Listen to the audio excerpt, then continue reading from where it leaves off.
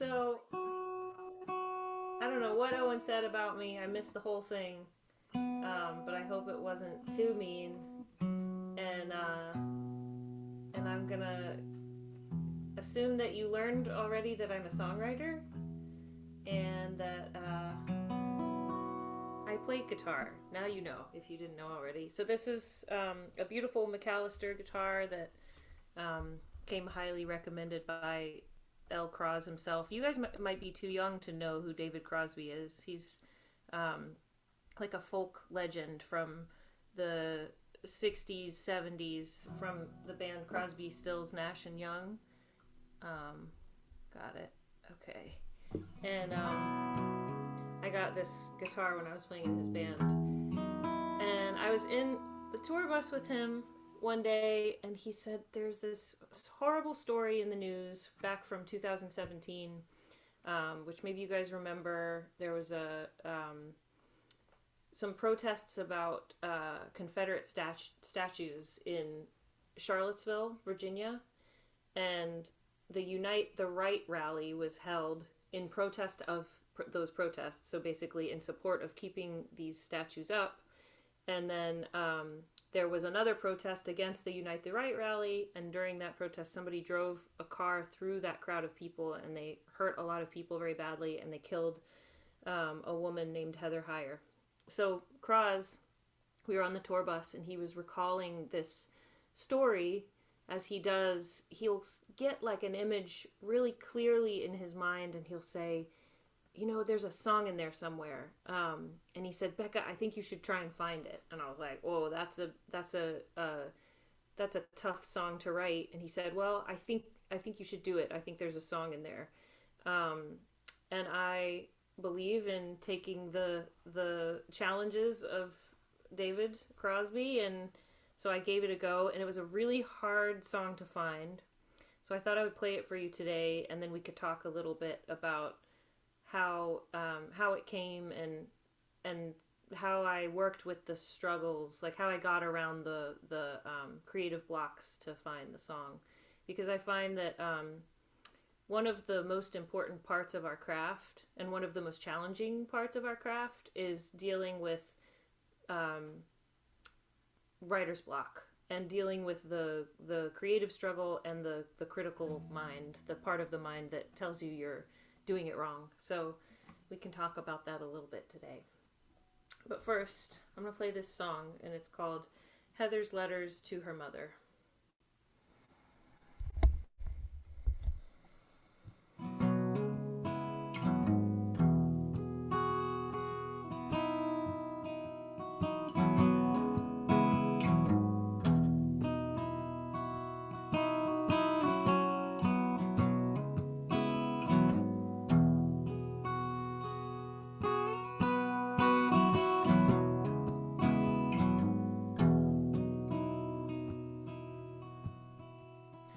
Hey Ma, I got a new job, keeping me happy, fighting for the rights of the ones who need it the most. It's what I always wanted to do. Finally living by the words I learned from you. And we've got nothing without love and one another.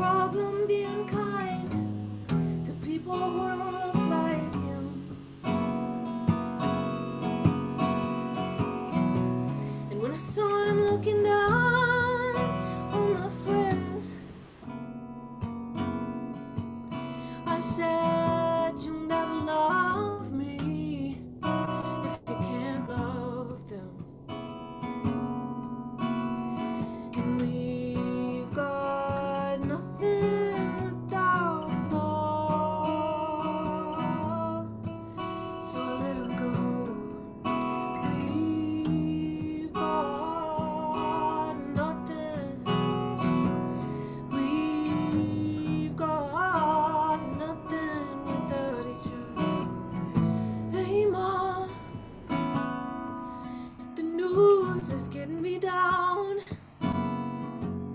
We've got so far to go and too little love to go around. People are saying we don't deserve to be here. Well, this is not the America I know.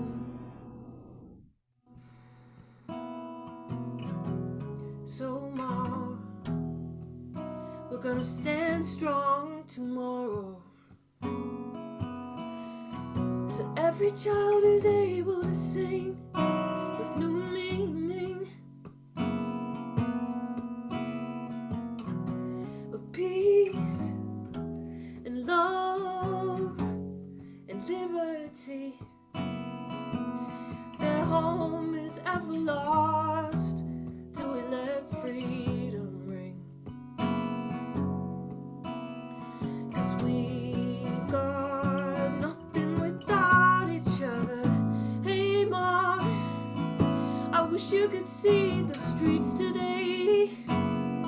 Oh, we could cover so much ground if we hold each other up along the way. Everyone is proud to be here, 'cause liberty for you and me is the America we know.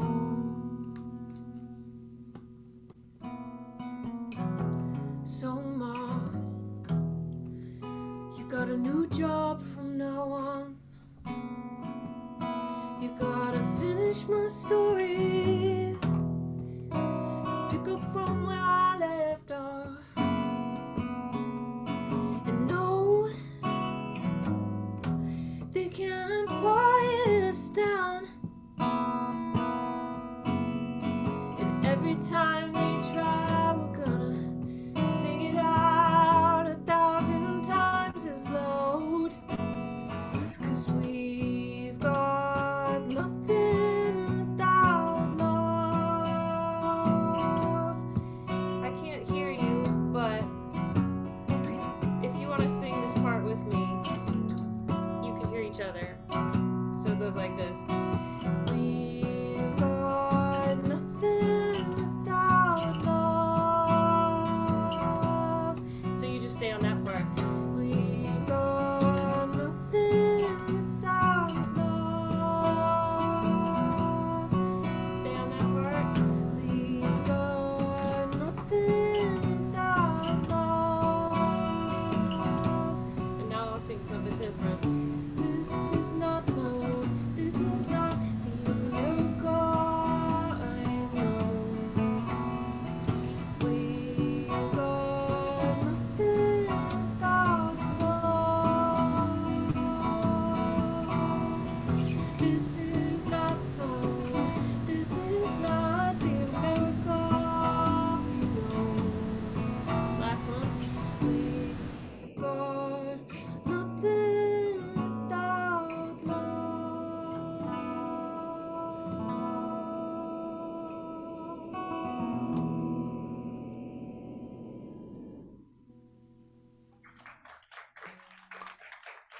Thank you.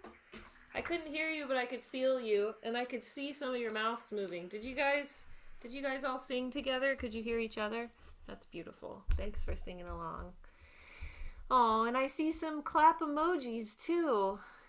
It's an old-fashioned pandemic applause. I love it. So that was called Heather's Letters to Her Mother. I'm just reconnecting my mouse here. Here we go. And maybe before I start blabbering about it, do you guys have some questions for me? We'll skip my blabbering and save some time for a songwriting exercise. Any questions for me about the process of that? Like maybe lyrical questions, or about how to overcome struggles, or anything that comes to your mind. Just raise your hand, and if I can't see you, maybe Owen will hand you the microphone. I see a hand. Yes. They're in the front row. Ha ha ha ha. I just kind of wanted to know what your process on writing guitar parts and kind of like that kind of thing. I'm super new to that. Awesome. Well, then you'll be very happy to know that even though I did study some guitar in high school, I studied classical guitar, and I sort of know my way around the fretboard. I think you'll be happy to know that I don't use that part of my brain when I'm writing. I go intuitively. I follow my ear rather than my brain, and especially if a song is in an alternate tuning. And for any of you who aren't guitar players, an alternate tuning is the same thing as like an open tuning, which just means that instead of standard is E, A, D, G, B, E, it means you've turned the tuning pegs and you have another tuning on the guitar. So right now I'm in C, G, D, G, C, D. And I'm not a harmony whiz, and I'm not able to like put my guitar in a tuning like that and then just know to be able to like transpose on the top and just know what I'm doing. So especially once my guitar's in an open tuning, I'm now my relationship with the guitar is okay, I kind of know what key I'm in, but other than that it's just shapes. And so like for example this part, oops, sorry. Oh, no wonder. I took the capo off. I already forgot that. So this part is just kind of alternating between this shape and this shape. Just kind of like climbing down the guitar. And that would literally, to answer your question, that would come from just putting some fingers down on the guitar. In that case, it's just two fingers, and just moving them and listening and thinking, what do I like the sound of? So like this is another one where I found a shape that sounds great kind of almost everywhere. So this is the same shape just moving up and down. So that's the bridge of the song. Hey Mom, I wish you could see the streets today. So all of this is to say you don't have to be like a guitar whiz to write a song on the guitar. In fact, I recommend both for guitar players and non-guitar players as an exercise to free yourself harmonically, to take a guitar and put it in a tuning that you don't understand and then just explore. And it can be really simple stuff. It can be just one. See, I'm just playing one string. You could write a whole song like that. I'm already inspired.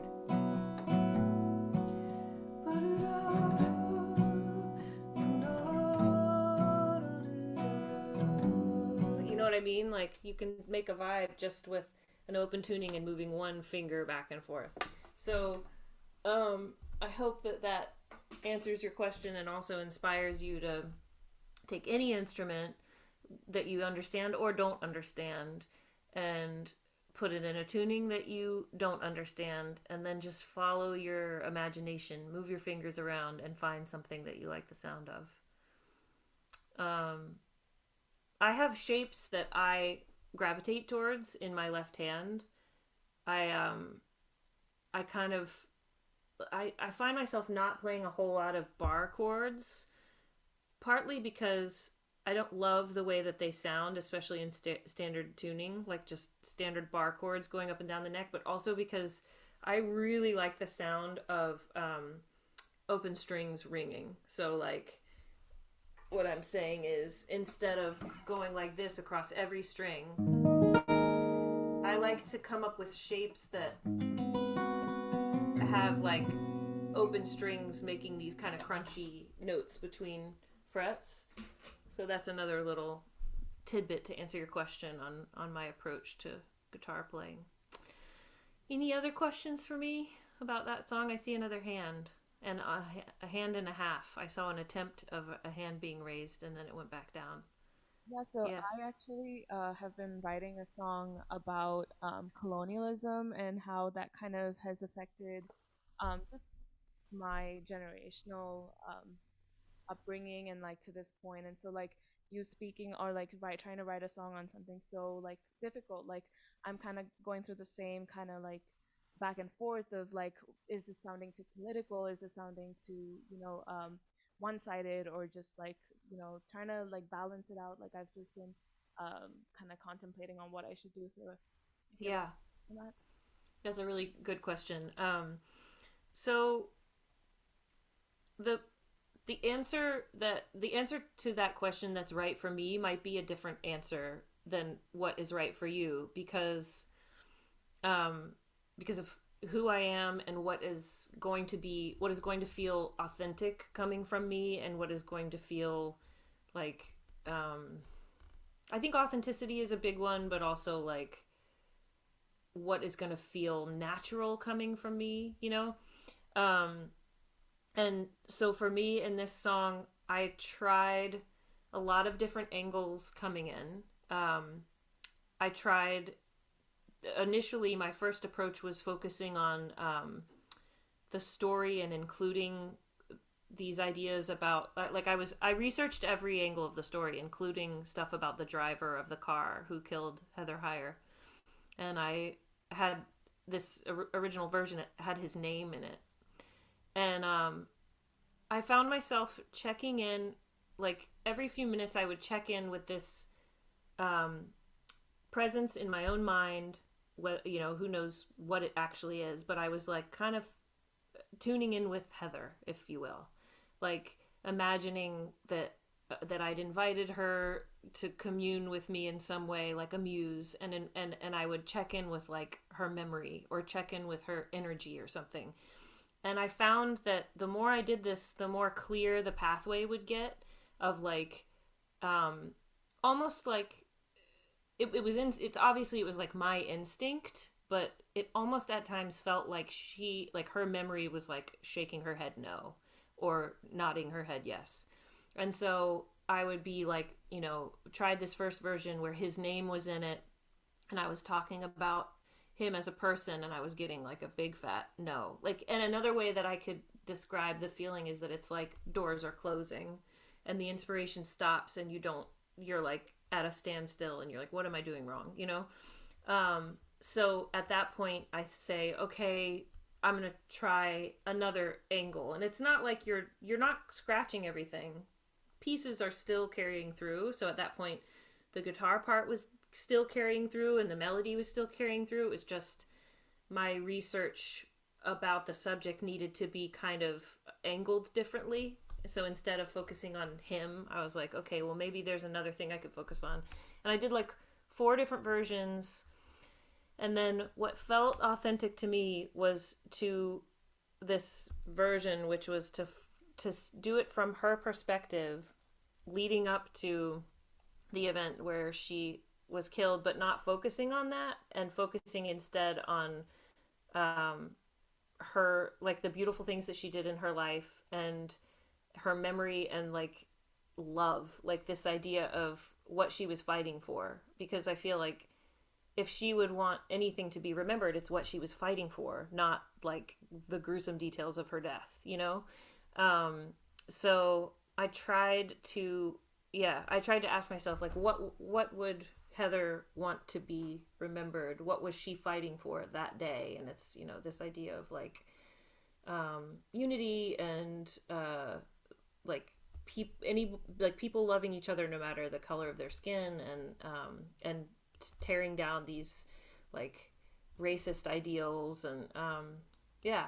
So that was the angle that I took it in, and that was the angle that I felt like I could deliver authentically. But I also have a lot of respect for people who can go in a more cutting way, in a more direct way, in a more like aggressive way. I have a lot of respect for that. It just didn't feel right for me on this song. Absolutely. Thank you so much. Yeah, no problem. And that's great, because it also, you can go ahead and hand the mic to the next person, and I'll kill time. Um, it also the answer to that question also got in a little bit into the process of getting around some of those writer's blocks, which I promised I would talk about. Does someone else have the mic now? I do, yeah. Oh, great. Oh, look at all those people over there. um, I was just curious, kind of, when you can determine that the song is done, like, Ooh. because you've spent so much time on it, it's such a hard song to write. When do you know that, like, this is either the best I've got, or like this is the perfect song, or whatever? And I'm sure that's not a possibility, getting to the perfect song, but Absolutely. Another great question. For me, it's a feeling. It's an instinct. It's like I can get to the end comfortably, and I can take a breath and be like, okay, that is, what is the word? It's like, it's like a feeling of resolve. You know what I mean? Feels like you've said what you wanted or needed to say about this thing. And actually, let me take a step back and say that this is something that I've gotten better at with age. Like early on, I used to spend years writing songs, and I've gotten better at this with age because I'm focusing more on narrative, and I find it's easier to know when a story's over when you know what story you're telling. Whereas like earlier on in my songwriting career, sometimes I'd be writing a song and I had no idea what I was even writing about, and that makes it much harder to finish the song. But also, the more songs you write, the easier it is to let go when it's finished. Because if you're like writing your first song, then that song defines your entire catalog. Um, but the more you write and the more you remind yourself that there's more to come, that like this is just one song or this is just one album and this does not define me because I'm going to write hundreds of songs, then the easier it is to be like, this is this statement, and now I'm going to write and I'm going to make another statement, and in this next statement I will balance out some of the things that I cut from this one. So say you were working on the song and you're grappling because you're like, I think this might be stronger without this bridge, but I liked that bridge. Well, whatever, take that bridge and put it in another song. Or I think this song would work better if it was slower. It would serve this song better, but I kind of liked the fact that it was faster. So write another song in that other tempo and to serve that part of yourself, um, and then you become defined not as like one hit song that people want to hear every time you perform, but you are defined as a prolific songwriter that has a whole catalog of strong music that like that spans a huge trajectory of who you are. Do you know what I mean? So that in and of itself can help you finish songs, because instead of getting precious and clinging, you're like, okay, I'm gonna let this one go, and now I'm gonna write another one. Does that make sense? that's great. Thank you so much. I'm gonna say one more thing to you, which is this is just a little anecdote that you could, when you're playing the song at home alone and you're wondering if it's finished, imagine that your hero walks into the room and is like standing in the back of a club, kind of arms crossed, like leaning against the back wall, listening to you. Do you feel proud to share this song in front of your hero? Do you feel like it? Do you feel like it demonstrates who you are and like authentically? Like, don't worry about impressing them. Ask yourself, does this show that person who you are? As a songwriter. Sometimes I think about that. Thank you so much. No problem. Cool. Um, any other questions, or should we dive into like a quick exercise?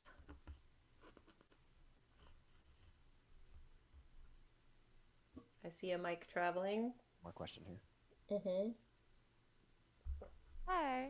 Um, so I wanted to ask, it's kind of the same question that Aiden just asked, but do you ever, I guess, procrastinate on a song or stop a song because of self-doubt reasons? Because 100%. That is like that's the core of what I am often teaching with like my private lessons and my teaching studio. I have this like 5 week long course, and everything kind of revolves around that, because I find that that's the one thing that we all have in common as songwriters and as artists. It's very, very common, very normal, and it's just part of the process. So like getting to the other side of that is for me one of the most important parts of the process, and it's what like defines the process, because those, when you do get around it, it makes you stronger, and then you learn how to smooth that hump so that the next time you hit it, it's a little smaller and a little smaller, and there will be new bumps in the road, but that one you get better at getting around. Like I was telling this guy whose name I can't remember at the end on the other side, that I used to spend much longer periods of time writing music. I used to spend like years. And actually, right now I'm working on a record where I'm digging up songs that I either almost finished or just started years ago and never finished. So even now I still do that. And sometimes they stopped because of crippling self-doubt, and sometimes they stopped because they weren't right for the record that I was working on. For example, Wonder Bloom, the record that I just put out, was really like more dancey and high energy, and now the songs that I'm writing for this next record are a bit more chill, and so I'm like finding these songs that never had a home and finishing them. But just to give you a quick like solution around that, that feeling that stops our songs, oftentimes that crippling like critical voice that comes in that says like, this sounds like all the songs you've ever written, or this is stupid, or no one's gonna like it, or blah blah, you know, whatever the thing is. It could be any number of things. Oftentimes that voice is, it's like doesn't belong to you. First of all, it's like coming from this like a memory that you have where you got beaten down and it's just resurfacing. But also it's also, I don't think I've ever said it this way before, but it's like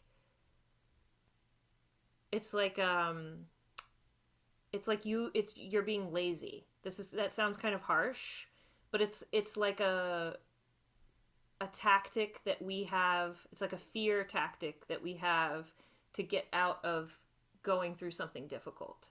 So instead of going up against the struggle, you allow this part of your mind to be like, you suck, throw it away and do it again. It's like a fear tactic. Does that make sense?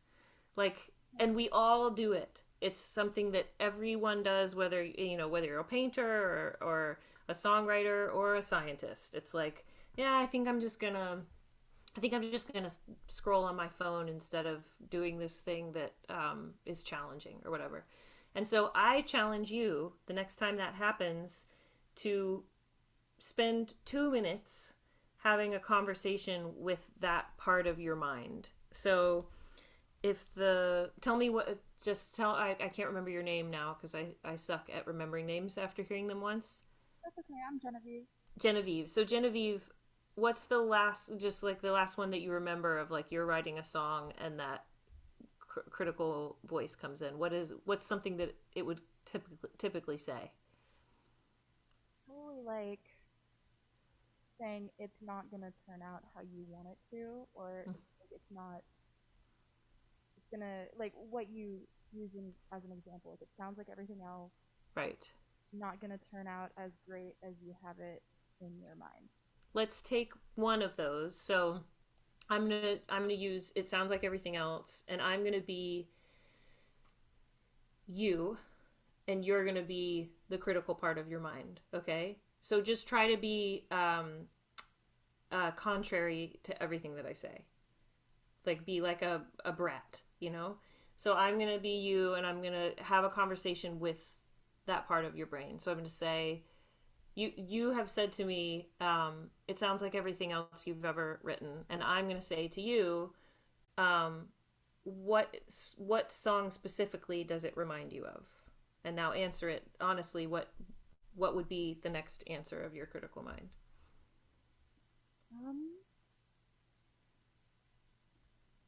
I'm thinking of like all the songs I've done this semester in particular. Name one by name in particular. It's hard. That's good that it's hard. That means you're already stumping your critical mind, but go ahead. I wrote a song called Punch recently, so it might sound like that one.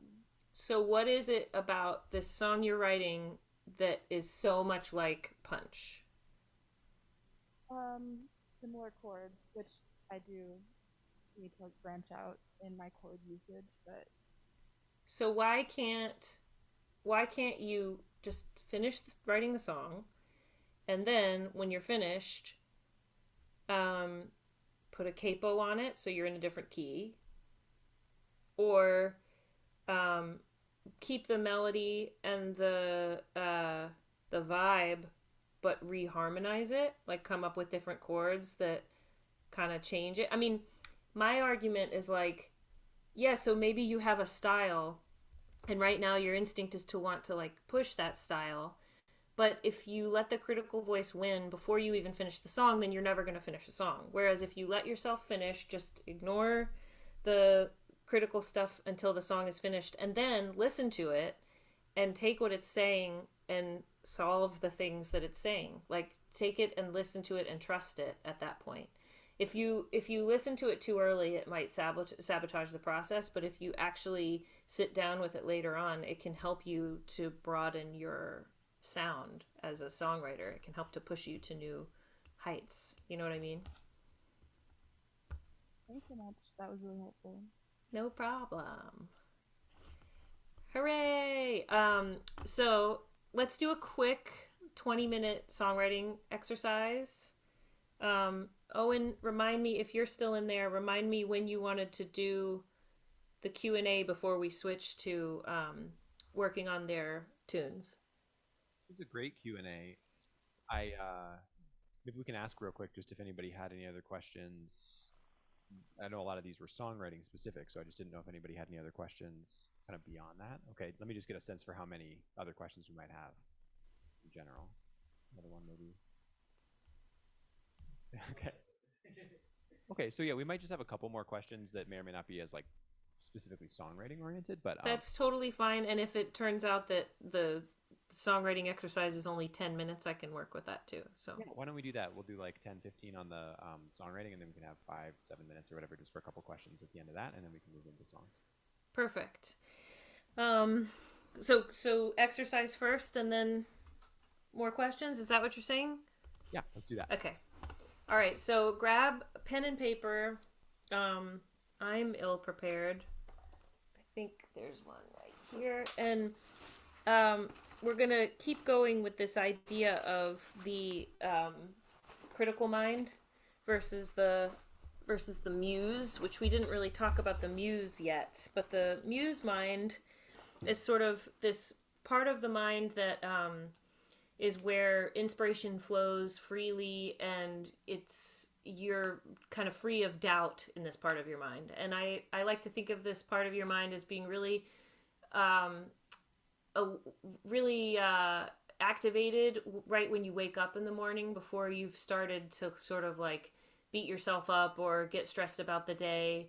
Or sometimes you feel like this after meditating, or after a run, or after a really nice hang with some friends. You feel more open. And so we're going to try and access that right now. I prefer to do it with pen and paper, but I can't find my book, so I'm going to do it typing. And what we're going to do is just for 2 minutes, stream of consciousness. Ideally, when you do this on your own, it would be more like 15 minutes. But right now, we're just going to do 2 minutes, stream of consciousness, just letting words flow onto the page. Don't stop and control. Don't stop and judge. Just free flow. it can be total nonsense. It can be like, Dear Diary, I feel this way. It can be like a grocery list. It doesn't matter. No judgment. It doesn't matter what comes out. Just put words on the page for 2 minutes, okay? And then I'll stop you in a couple minutes.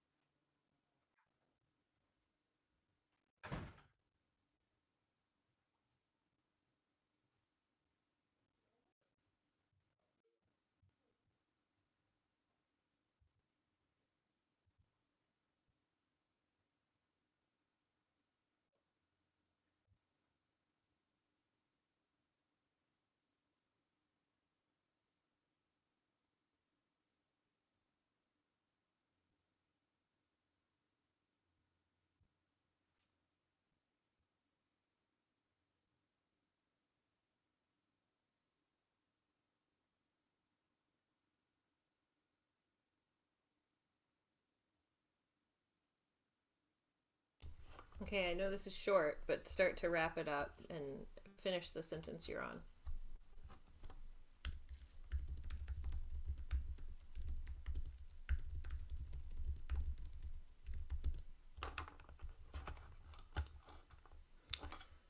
Awesome.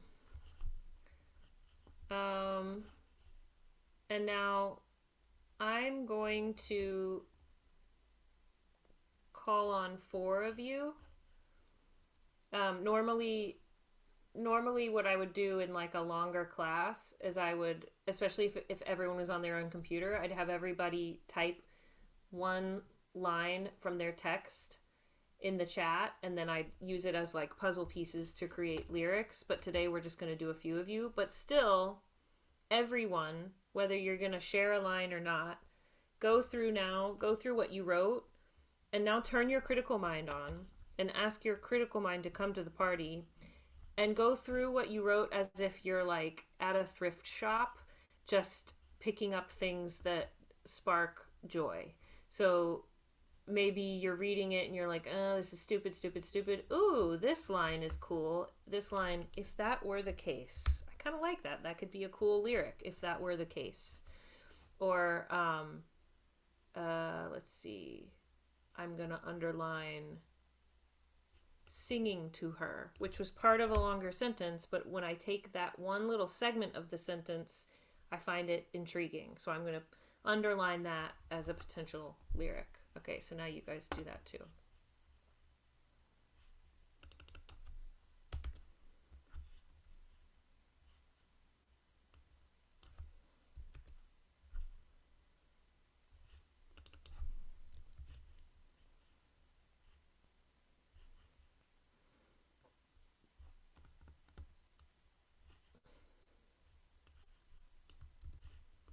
You want me to create a Google Doc real quick that we could collaborate on? Yeah. That'd be great.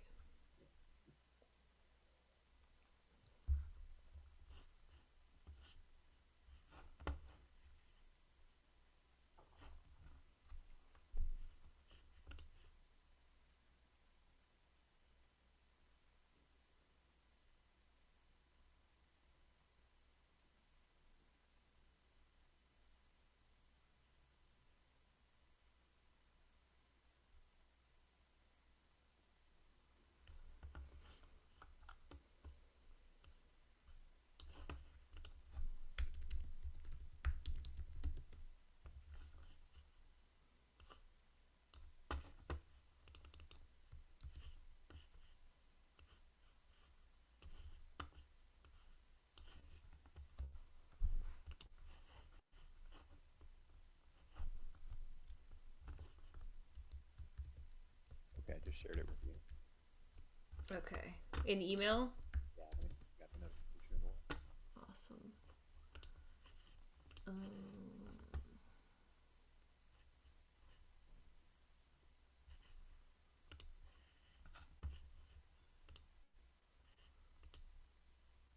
I need to get rid of these folders, Gmail folders. They always throw me off. Okay.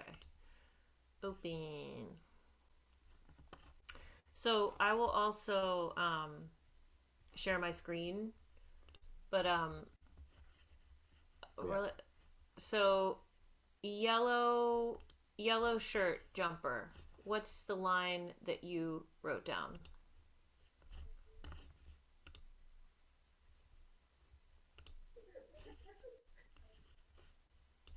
And then mine was iced vanilla latte. Damn. okay. Nice. And let me share my screen. Post disabled participant sharing. Vanilla latte. Damn. Share screen. And then blonde person with glasses smiling and wearing a gray tank top. I think it's a tank top. Yes. Hello. I had raised on arcade games and proving your worth. Raised on arcade games and what? Proving your worth. And proving your worth. I'm not good enough to read what's on your shirt, girl with curly long brown hair and letters at the top of your shirt next to girl with yellow jumper. You.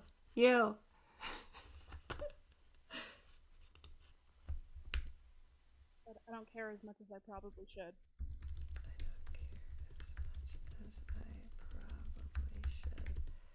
This all is kind of working together in a cool way. I'm going to pick one more person, the person to your right. Yes.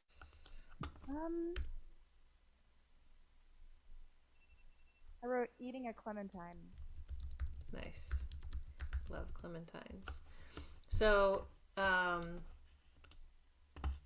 we've got, can you see my screen now? Yes? Okay. Iced vanilla latte. Damn. Raised on arcade games and proving your worth. I don't care as much as I probably should. Eating a clementine. So let's imagine that this is a poem, but it's just not in the right order yet. Does that make sense? So we're going to call this draft 1. And if we had more time, we would have everybody's lines in here. But for now, this is draft 1. Draft 2, we're going to start to move things around. So initially, let's just put these 4 lines in an order that is more meaningful to us. So what if it was 1, and this is just the first thing that comes to mind, is like putting these 2 food items together. And then what do you guys think? Raised on arcade games and proving your worth, or first, or I don't care as much as I probably should, raised on arcade games and proving your worth? I kind of like them in the order that they're already in. Let's do that. People say that too. So good. Okay, so that's draft 2. Done. Draft 3, we're going to start to get more micro. So what you could do in draft 3, you could remove words if you don't like them. You could swap internally in a line, or you could like take proving your worth and put it at the top, or you could repeat it over and over again. So I'll just do an example. Could be something like raise on arcade games and proving your worth. Like maybe I want worth to rhyme with should, or should to rhyme with worth. Like proving, like this is just an example of something we could do here. It's really simple, but you see what I'm getting at. Raised on arcade games and proving you're good. I don't care as much as I probably should. Like if I wanted to rhyme. Maybe I decide that eating a clementine is a chorus. Maybe I decide that damn is like a refrain or something, you know, and it is at the end of every line. Or maybe I decide and proving you're good is the refrain. You know what I mean? So I'm just like, I'm kind of moving things around and working out. I did this really quickly, but then draft 4 would be like, you read it aloud to yourself and you start to ask it questions. And I'm going to use one of you as a guinea pig to do that. So I want someone all the way to the left of the room, where those boys were, all the way on my right, your left, that I can't see. Choose one of them, Owen. I can't see them very well.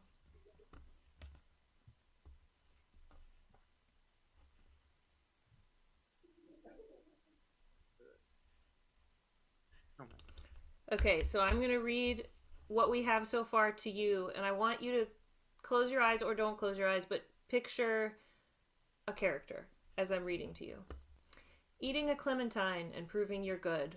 Iced vanilla latte and proving you're good.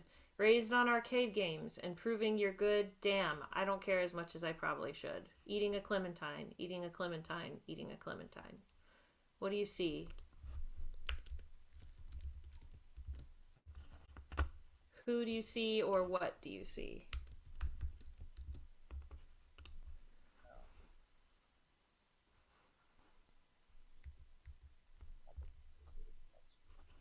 Wait, I can't hear you for some reason. Maybe I need to mute myself. Can you speak a little louder?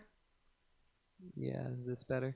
That's better. Yeah. So do you see a place or a person or a thing when I read that? Yeah. Yeah, I can see a person in my mind. What do they look like? So they're tall, long, dark brown hair with black clothing. Well, black and dark brown clothing. Mm-hmm. What age are they? Early 20s.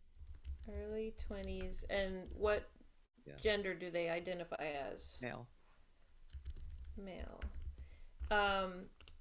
What do they do? Like, what do they like to do, or what are they doing in this moment?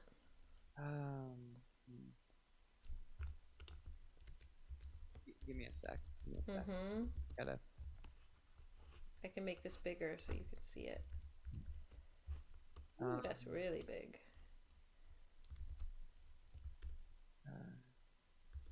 Why can't I make it smaller again? Oh well.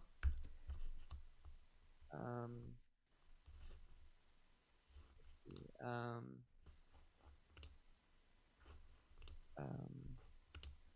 Don't overthink it.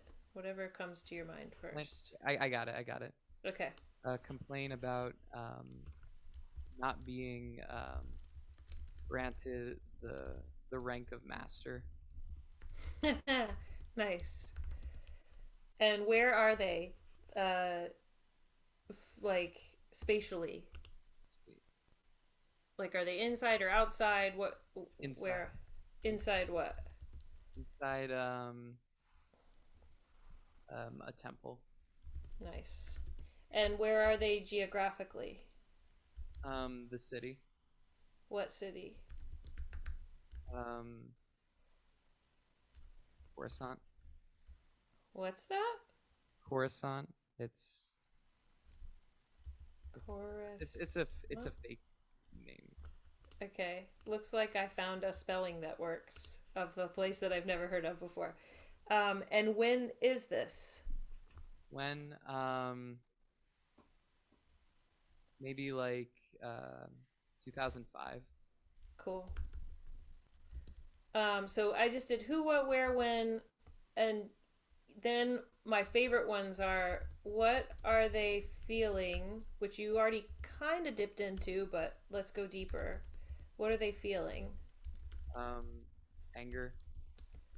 Awesome. Anything else?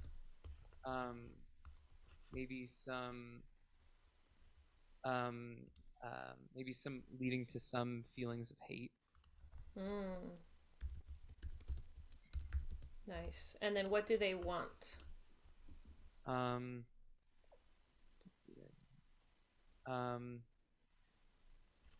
Become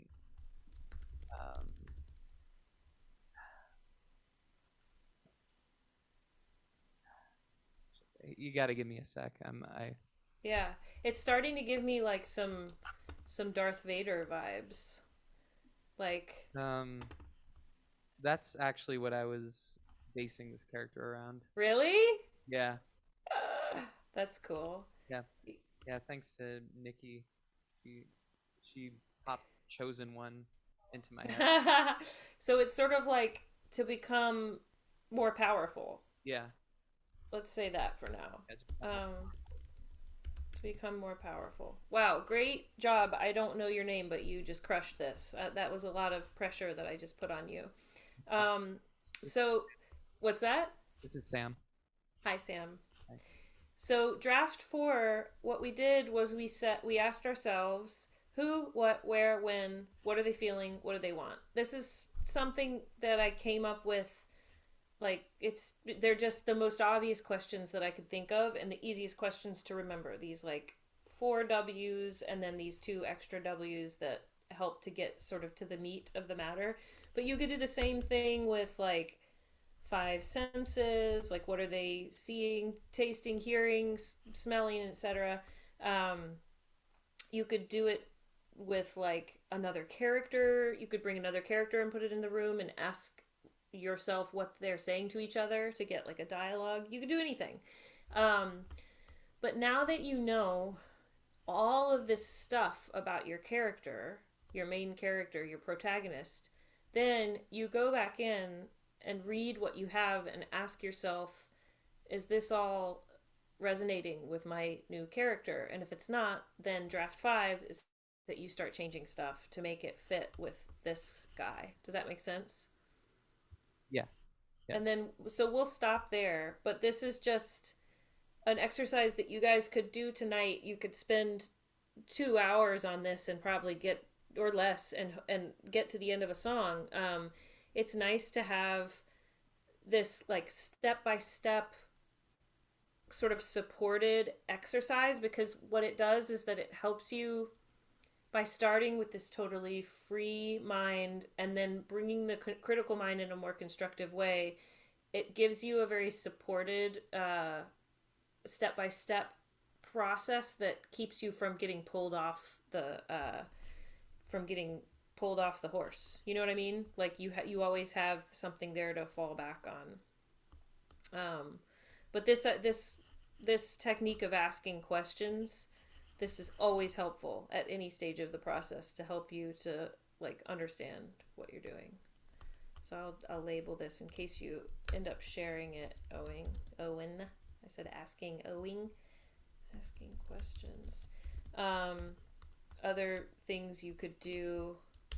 You could research. You could do another stream of consciousness to get more text. You could do I could talk at you guys about this all day, but let's just leave it there. Is that helpful? You guys inspired to try it tonight? Nods all around. Instead of going to that fun Wednesday night party that you were going to go to? You actually know there is one. Really? Last 2 weeks of school, are you kidding? Yeah. That was great. Do we want to transition to song sharing? That would be great. Okay. And then if there's time at the end, I can take those questions. I'm also happy to go a couple minutes over if you want to, or you can email them to me. Yeah, let's do that just so we have plenty of time for song. Yeah. Let's get a sense for how many people would like to share a song. Go ahead and keep your hands up. 1, nice. 2, 4, 5, 6, 7, 8, 9, Okay, it sounds like we have maybe 9 or 10, maybe 11, maybe 12. So yeah, so just so we can kind of keep an eye on the time. Do we want to do maybe verse chorus or maybe like up to the bridge or something like that, just so that we can get everybody in? That sounds good. And I will try to structure my feedback to like I'll focus on one thing, that way we can keep things moving. And yeah, I'll say a nice thing and then a constructive criticism thing, and then we'll just keep it moving. Sounds great. Okay. I think we have mostly guitar players, so we'll start with that, and then if we have anybody on piano, Awesome. we'll do that. We'll get to that after we get through the guitar players. Sorry, piano players. So, I guess if we can start over here and we can just do our prompts and stuff. We'll set up right here.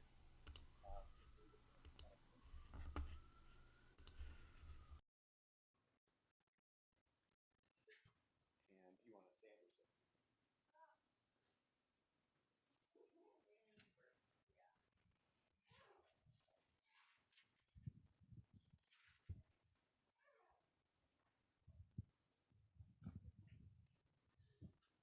This first performer is Lauren.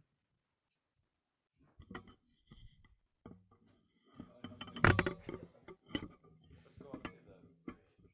Yeah, so like first two verses basically, and then cool. And you can say the second chorus too.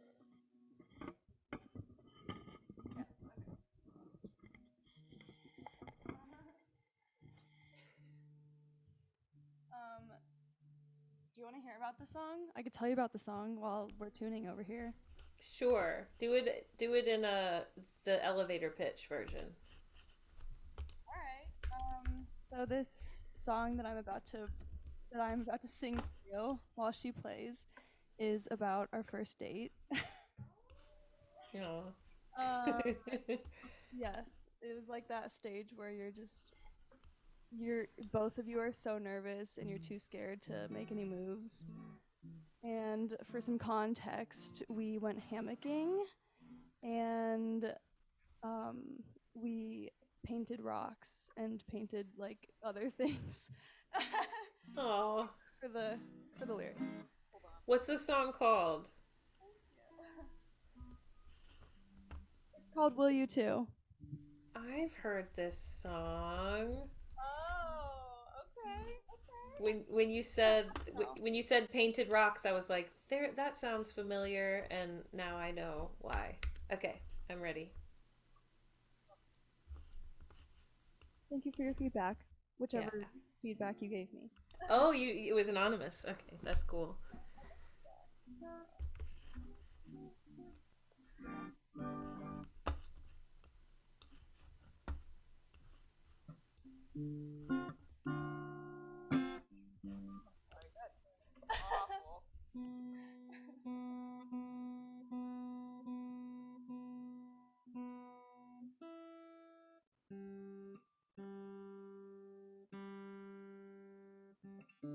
And I was gonna say, while she's tuning, if anybody else has a guitar that they need to tune, you can sort of quietly be tuning your guitar while they're tuning. All right, I'm gonna mute.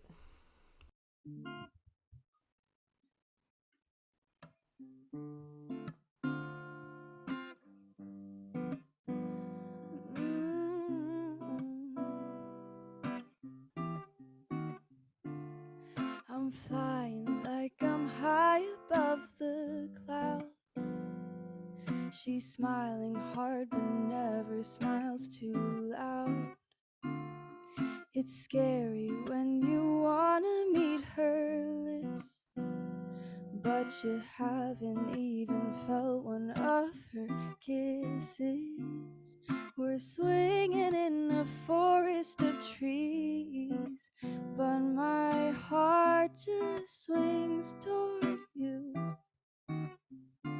I've dreamt of this, you know I have. My nerves don't always make much sense, especially since you're my best friend. But I'll wanna kiss your lips again.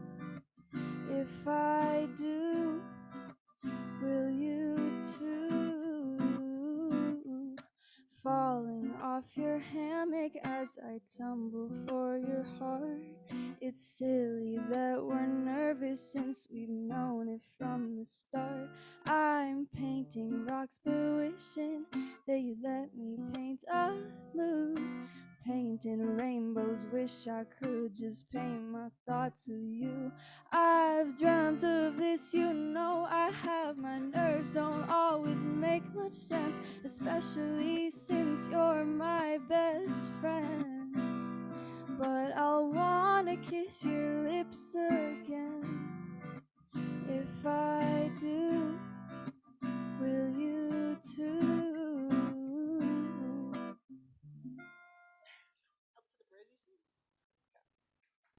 Woo! Yeah! Thank you. Beautiful. I loved your live performance delivery of this song. It was like a slightly different character, and I really felt it. It was awesome. Really strong delivery. Whatever you were feeling just then, bottle it up and sprinkle a little bit on every time you sing in the studio. Yeah. And I just love this narrative. It comes through really clearly. Like I saw these two characters when I heard the song in the songwriting competition. I like heard these characters and I saw them really clearly interacting, and that's the mark of really good songwriting, where you're able to create a narrative and have something come through that also the listener feels like they can apply to themselves. So it's not like so specific that you feel alienated, but not so vague that you have a hard time relating. The only thing I would say is that and I love a song with a repeated chord progression. I think there's nothing wrong with that. But the only thing is that it does present a challenge of, as the listener, knowing sort of like where you are in the song, because there's this cycle that keeps going. And one really simple way that you can address that is with vocal harmonies, like having background vocal harmonies, or if you're performing it solo, another thing you could do is to focus on dynamics, like coming to a really intimate place in the verse and then maybe taking it up a notch in the chorus or the pre-chorus. And lastly, I'll say that because there's this cyclical chord progression, there's a register in your voice that you kind of linger in, and you're there in the chorus as well. And I would say, at least in the second chorus, that you could play with the melody a little bit, like almost kind of like riffing higher in your voice, so it feels more dynamically exciting. Absolutely. Cool. Thank you so much. My pleasure. Thank you, Lauren.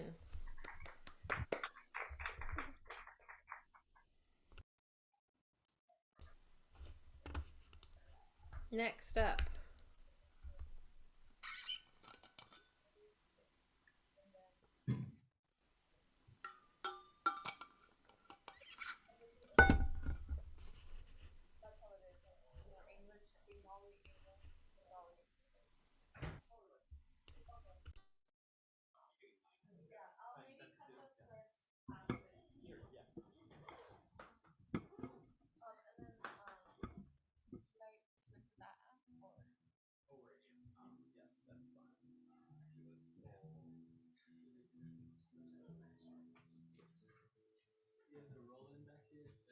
We just got to get her set up on an amp. 1 sec.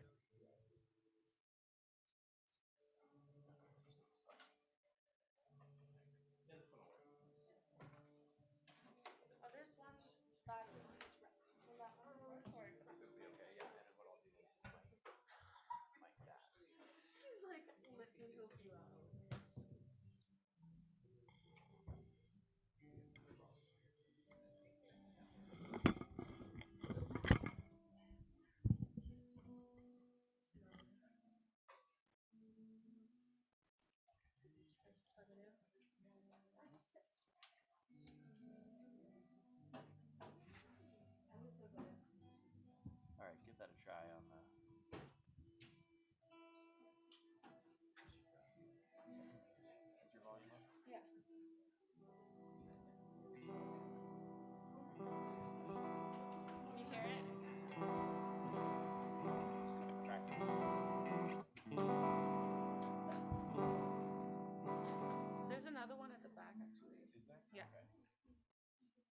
That amp doesn't work that we just tried. We're gonna try another one.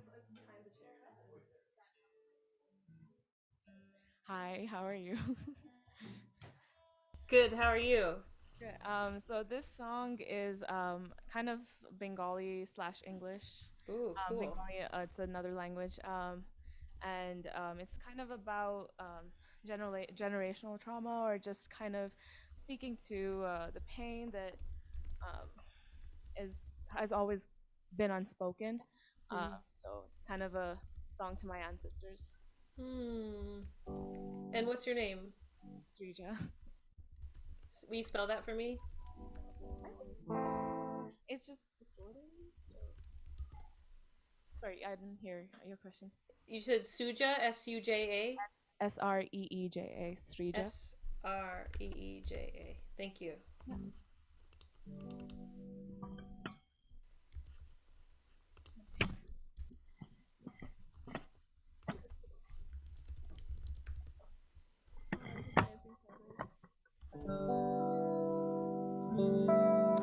Yeah, can you hear the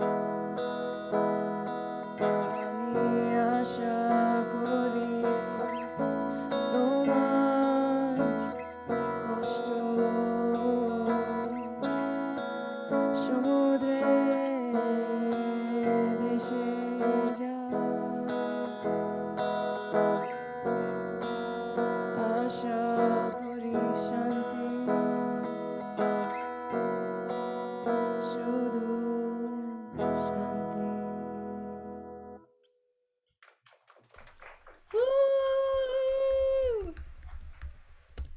Awesome, Srija. That was so beautiful. Oh, it was like it felt like a prayer in a way to, you were saying, like it to your ancestors, right? Oh, so beautiful. I thought it was very effective, the mixture of the Bengali text and the English text, I felt like I understood the song just as much in the part in the language that I don't speak as I do in the language that I do. So I had one note which was about the strummy pattern. So it's very meditative and nice, but I think that you could give your song some more shape and dynamicism and like contour if maybe the A section or the section that's in Bengali, if that section is more intimate, like plucked, and in any pattern it could just be like arpeggiated or some sort of plucky pattern, so that way when you go to the strummy pattern in the B section, it's more exciting and it's not like, oh, this is the same pattern that we've been hearing, you know what I mean? Yeah. And I would also say that the first instrumental, which is between the A and the B, I think it's when you first shift to the B chords, you could just cut it. Like, I think if you go straight into the B section, it might be more effective. Try it, or try cutting it in half and see what feels best. If it turns out that you feel like it's needed, then leave it. Obviously with a band it might work better, but I think because I'd heard that strumming pattern through the A section and then you arrived at the B and it sort of simmered, it lost me a little bit. And last thing I'll say is when you get to the end of the song, let that guitar ring as long as it wants to and do a nice confident finish, because it was beautiful. Bravo, Srija. Thank you so much.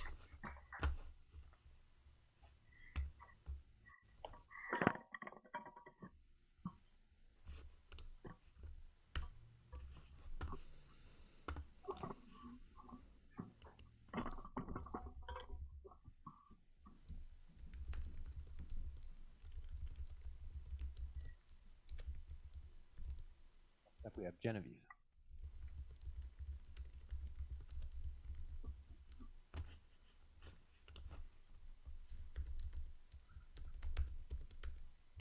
And what's your song called, Genevieve?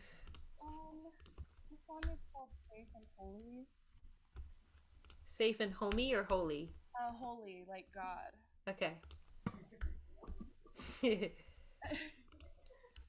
Like church. Okay.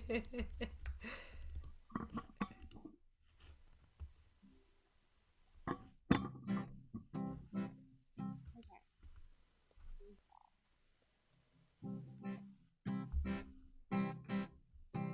I think I'm happy when I'm under black lights. Pretty girl, let me wear her Old Spice. Let me her button up, she said it looked nice. And I felt so handsome and it felt so right. Little ribcage expanding with my breath in me. Now I'm touching something safe and something holy. Little distinction between yours and mine. What if we did this all the time?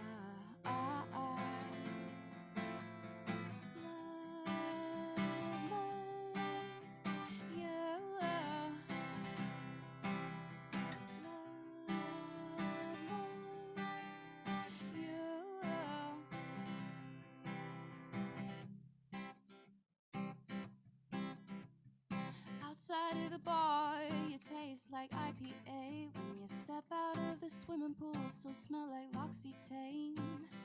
Hop the fence for the 1000th time. Your hair in waves like my little heartbeat jumping, put my breath in me. Now I'm touching something safe and something holy.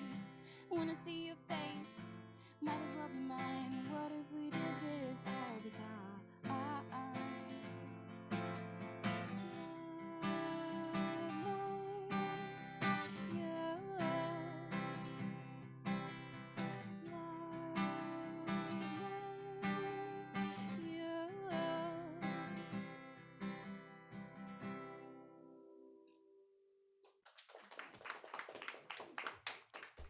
Woo! Genevieve, this is awesome. It ended before I could think of anything critical to say, but I'm gonna say some nice things to you instead. So I love um, your lyrics. I love the words you choose. Like there was something that you said after the swimming pool that was like a chemical or something in the pool. Still smells like L'Occitane. I was like, yes, this is the first time I've ever heard that word in a song. I just love your choice of words so much, and I loved the hook. What if we did this all the time? And I just wanted to say to everyone here, finding a hook like that, like a lyrical hook or a melodic hook, or it could even be like a little guitar riff or something. That's the stuff that stays with people after the song is done. The strong hooky chorus or the little lyrical hook, like it's still playing in my ears, and I'm not saying that a song has to be catchy in order for it to be a good song, but it does help to invite the listener in and to make someone feel like they belong there with your song. And I thought you did a really nice job, Genevieve, of playing us a song that feels totally authentically you, but also invites us in this really tasty way. I also really liked your wordless hook that you had, where you were singing a melody but doing it wordlessly. That is super effective in giving a break from the narrative, but keeping things interesting, keeping the focus on you and your performance. I thought it was really effective, and yeah, I just thought this song was like a great little window into these sort of like it felt very like generational, like these little snapshots of your like young adult life, and it felt kind of uh like I could see it in like a kind of broad city style like TV show or something. I don't know. It just was. I was like watching the movie of it and wanting to see like the music video. So that's my constructive criticism: is make a music video for this. Yeah, beautiful job, Genevieve.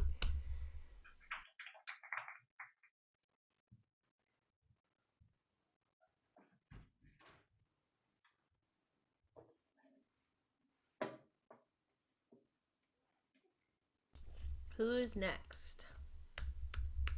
Hello, I'm Katie Yeager. Mm-hmm. I'm gonna play a song called "The Audacity." Awesome title.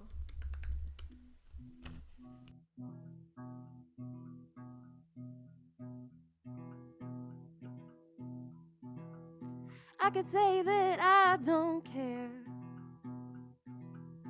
about your vacant stare, but I do. Got me deep blue.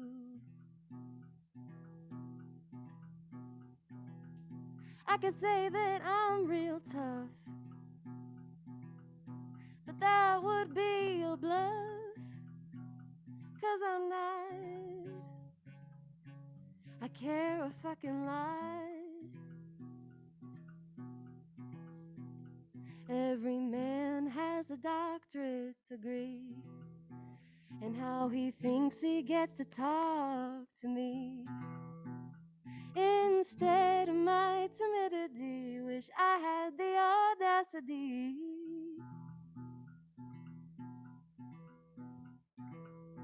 I could say it didn't sting when your hand hit my cheek, but it did. You didn't make that sad song better. I was going to write a score about someone I adore, but I'm not. I'm wasting time on you instead.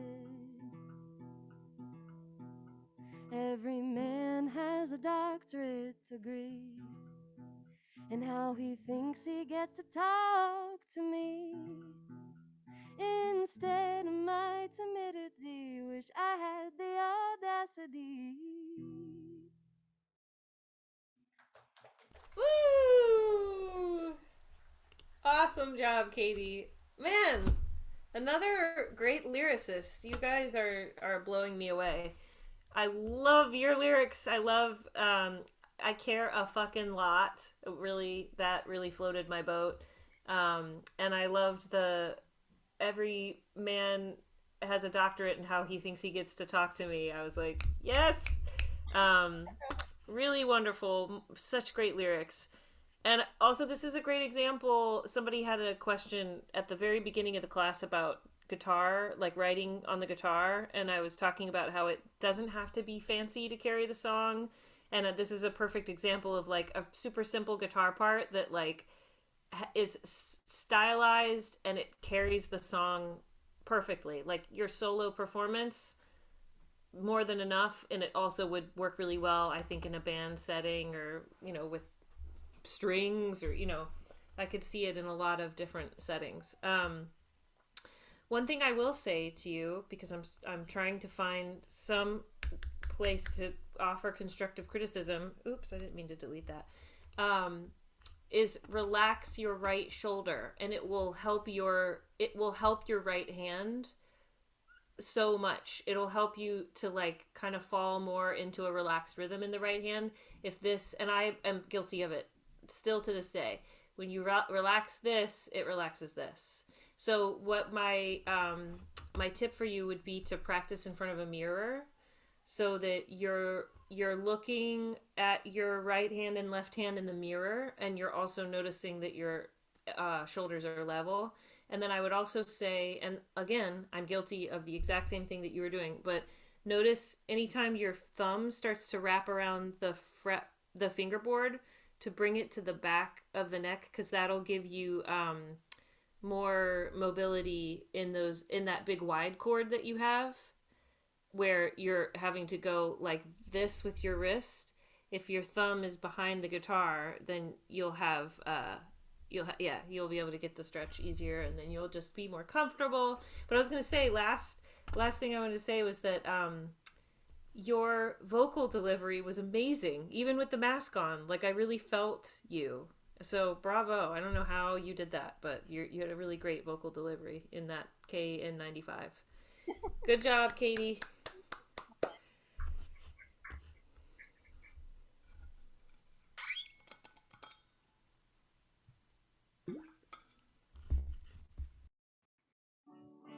All right, hello. Hello. Finn. Sorry, I spoke through your name. What'd you say? My name's Finn. Finn. And this song is called Like You Care. Another great title.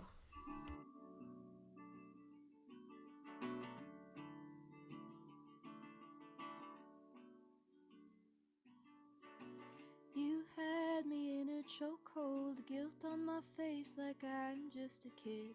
Got caught with my hand in the cookie jar.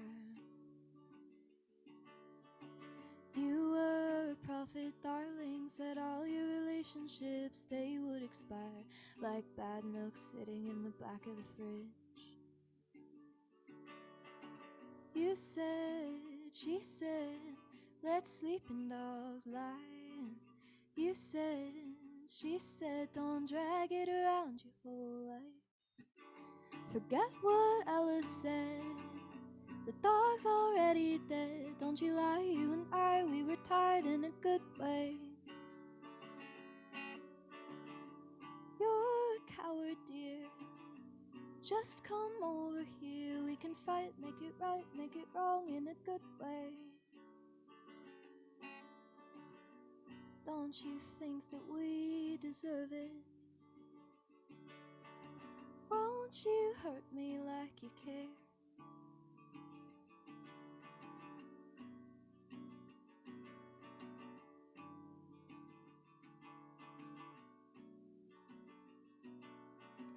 I know why you don't call me.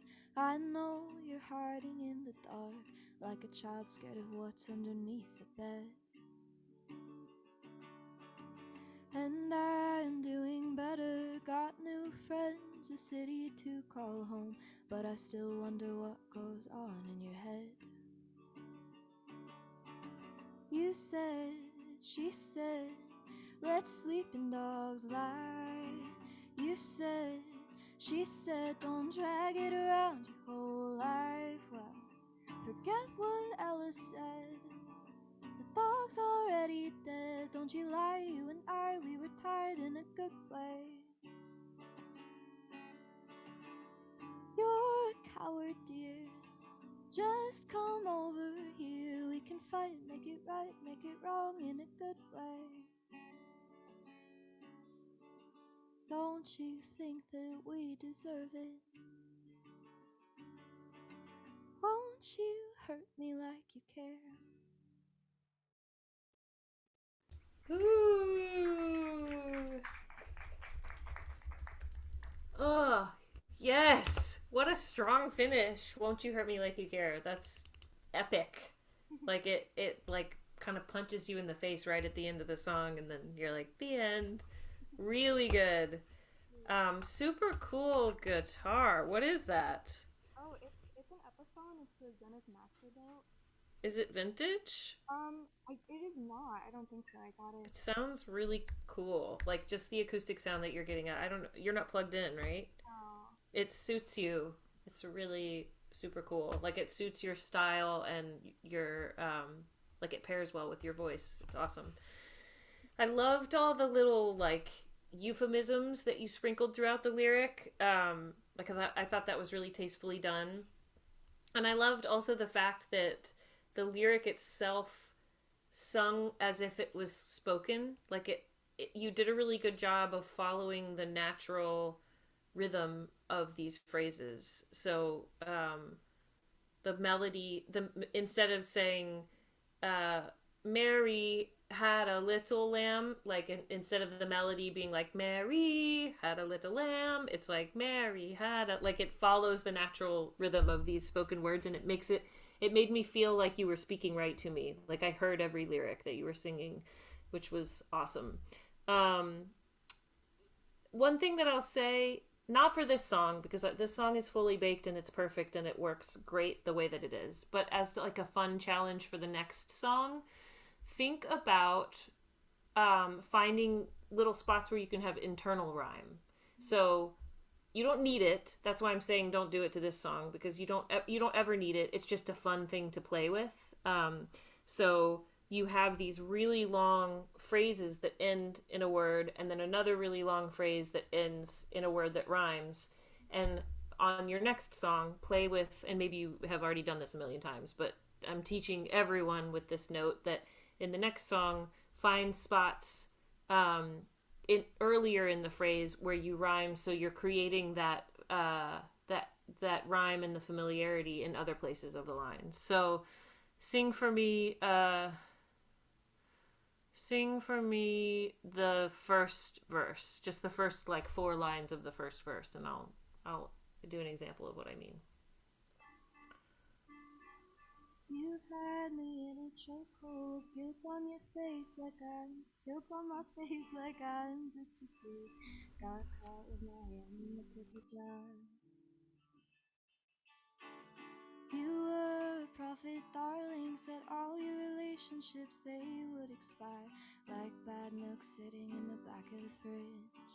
Awesome. Pause. So it would be like a rhyme for darling and expire, as well as the rhyme that you already have at the end of the line. So for the next song, and it could be a nice challenge, a nice writing challenge. Beautiful, beautiful work, Katie. Thank you.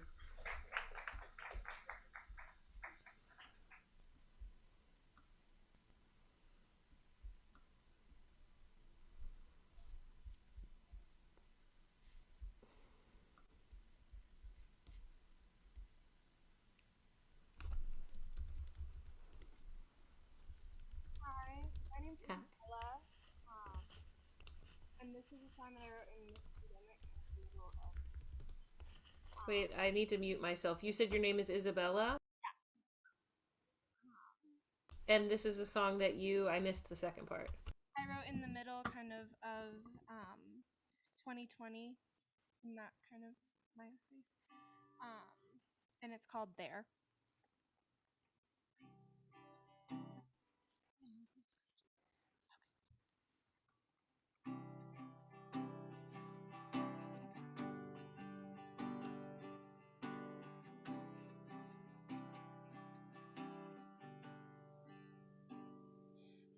lift your head. You're the only one around. Silence speaks, though it don't make a sound. Stare at yourself through tears in your eyes.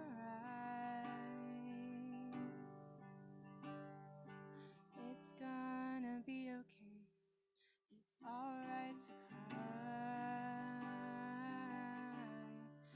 Just know that I've been there before.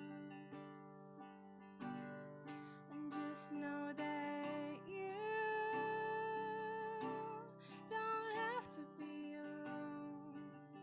No, you're never alone.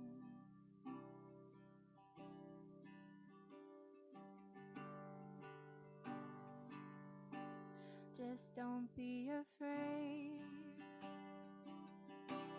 and you'll make it through. You just need to dream and make it come true. And I know it's hard, but you gotta try. 'Cause if you don't, it'll haunt you for the rest of your life. Just know that I've been there before. And just know that you don't have to be alone. No, you're never alone.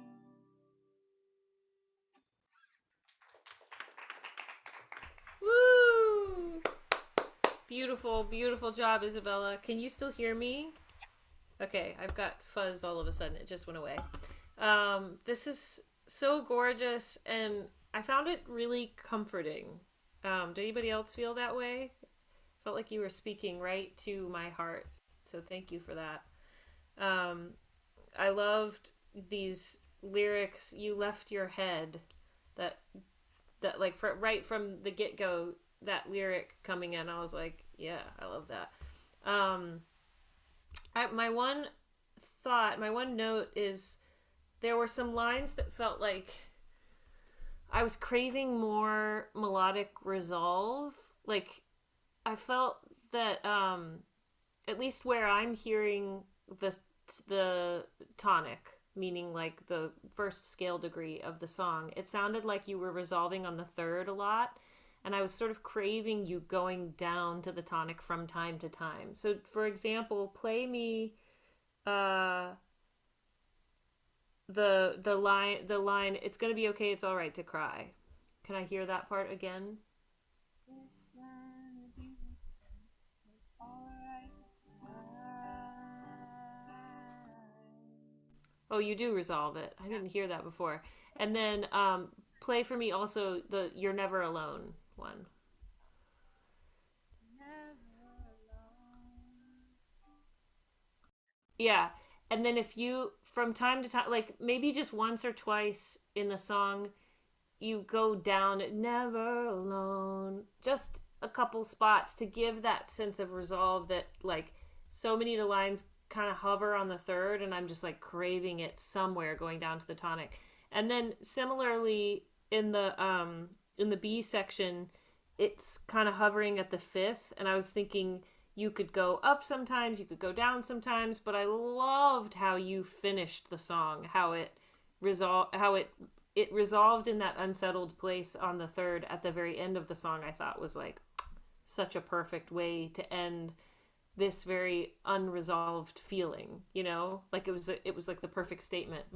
I guess my note, if I had to sum it up, is like, that's a really genius tactic, but make sure that you're not using it every time, or that takes away some of its effectiveness. But beautiful song. Well done. Thank you, Isabella. Yeah.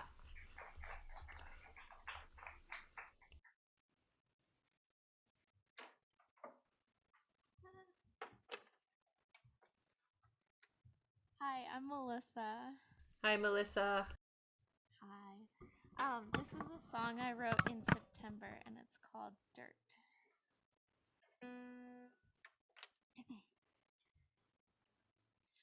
Bury me with my records and my stolen library books. Bury me with my wife's necklace and a gold pocket watch I found in the woods. Bury me with my money, all I have saved is 2 weeks' pay. If God is real and I'll stand at his feet, I'm sure he'll just turn me away, and I'll all find dirt in my lungs, 'cause I'll keep singing after death deals her cruel hand. Dirt underneath my fingernails, 'cause I'll keep ticking to the promised land.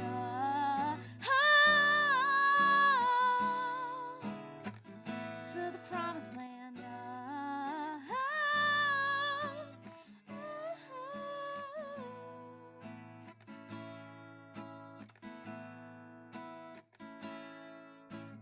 Carry me up a mountain with the strength of 7 men.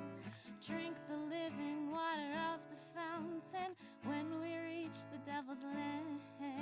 Though my body is decaying, I grinded my teeth down. If I ever am exhumed, I don't have a doubt that they'll all find dirt in my lungs, 'cause I'll keep singing after death deals her cruel hand.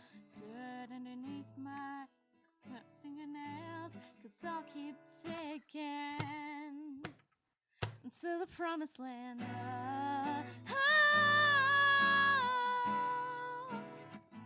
To the promised land.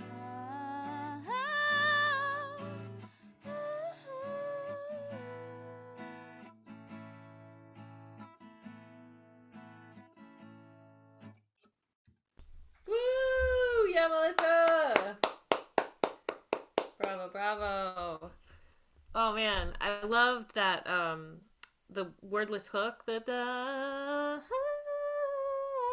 It really stays with you after the song is finished, which, as we were saying before, is like the mark of great writing, when you can create that thing that's authentic but also stays with you after one listen.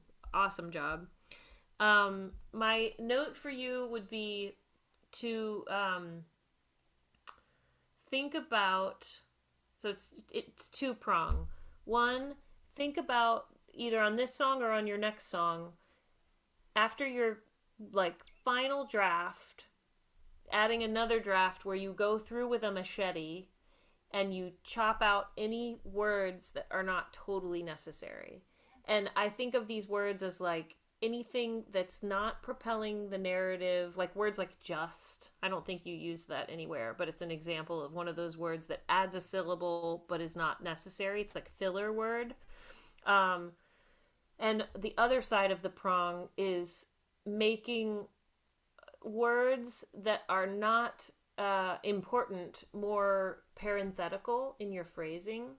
So, for example, like turning words into pickups instead of having a downbeat. So I think you had when we reach the devil's land, and the phrasing was like when we reach the devil's land, and I almost wanted it to be like when we reach the devil's land. Do you know what I mean? So that when we is a pickup and then reach is the downbeat.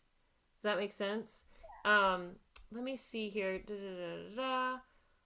All sing for me the part where you talked about all I've saved is 2 weeks' pay. Yeah. Sing that part for me. All I have saved is 2 weeks' pay. Okay, perfect example. Cut have. It's too much. Yeah. Just say all I've saved is 2 weeks' pay. That way you can like get into the rhythmic phrasing with more swagger.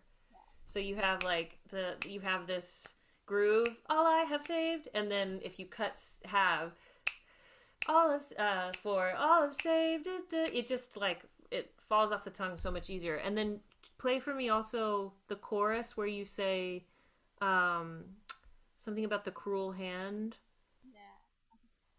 Yeah. After death. Night in my lungs, 'cause I'll keep singing after death deals her cruel hand. Yeah. So this one is the note is think about, we were talking about this earlier with somebody else about the natural, I think it was Lauren, or no, it was I don't remember. I don't remember who it was. But think about what the natural rhythm of how you would speak these lines is. So right now you're putting an emphasis on cruel. Sing that for me one more time, the cruel hand part. Died in my lungs, 'cause I'll keep singing after death deals her cruel hand. Yeah, after death deals. Put more emphasis on cruel. That's like the money word in here. And if you were speaking this, after death deals her cruel hand, you would have an emphasis on both cruel and hand. So think about lingering on, instead of her cruel hand, where you kind of lose cruel, think about after death deals her cruel hand. Just like a second longer on cruel. Try one more time. Died in my lungs, 'cause I'll keep singing after death deals her cruel hand. Ooh, that works. Yeah, you don't even have to go that long, but that was really nice. I like that. And so the trick to this would be go through your lyrics and first figure out if there are any words that you don't need and hack them with the machete. And then the other thing is to go through and read them and write in where the natural accents are and see if you can massage your phrasing to make the vocal delivery honor that natural phrasing just a little bit better. But great job, Melissa. This is an awesome song. I love your lyrics so much. Bravo.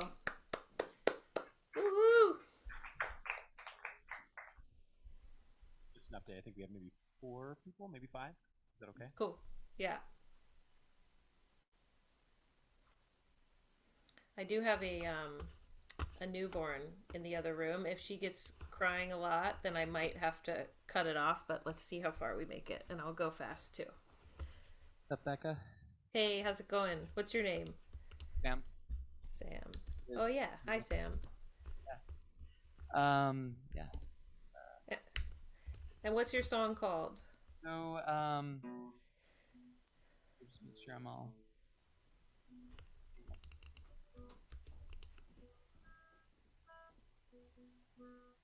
So the song I'm gonna play for you. This is one of my favorites. One of my favorite originals. This is "Sold My Soul to Rock and Roll." Cool. Yeah. So. You want us to go to verse chorus, maybe just for your time? That's probably a good idea. And this will be extra challenging for both of us. You got to show me your soul in just a verse chorus, and I have to come up with things to say. Yeah. Yeah, I'll just do verse chorus. Okay.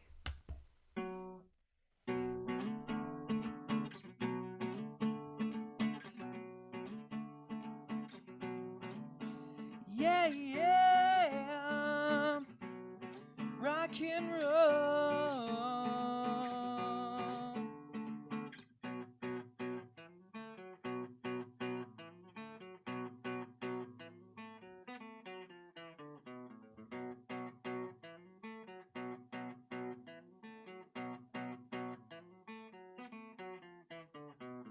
Once I came down to the roads, I met the man in black here.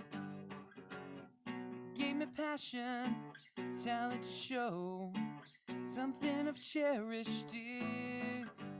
It was my first love, will be my last. Live and breathe it every day. Best thing I've done in my past. Wouldn't want it any other way. Sold my soul to rock and roll, 'cause I need it all the time. Sold my soul to rock and roll, and I'm doing just fine, rocking all my life.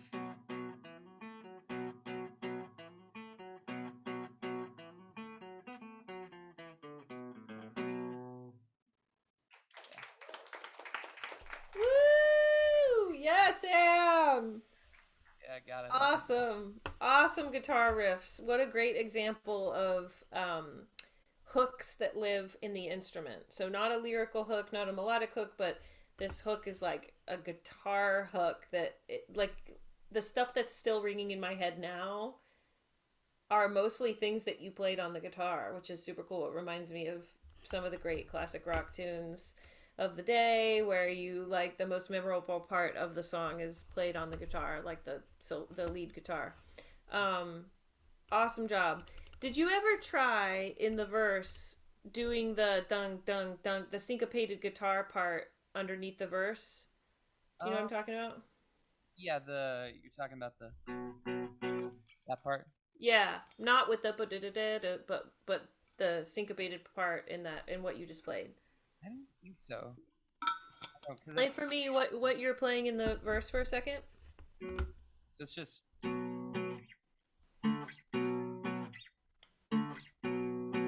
Yeah, it would be cool if you, not every time, but maybe on the third time, you tease that syncopated thing. So it's like dun dun dun dun dun dun dun dun dun dun dun. You know what I mean?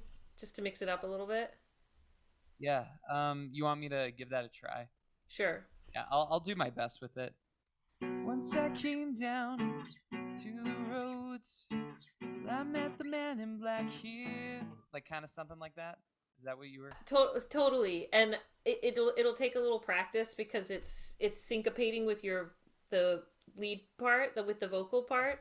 But try it at home with the junk junk junk, like really short syncop, the dotted quarter note thing, junk junk junk, and then like a break, and then dun dun. It'll be a cool thing, especially when you like perform it with a band, because you can lock it in with like the drums and the bass and stuff. It'll be so cool.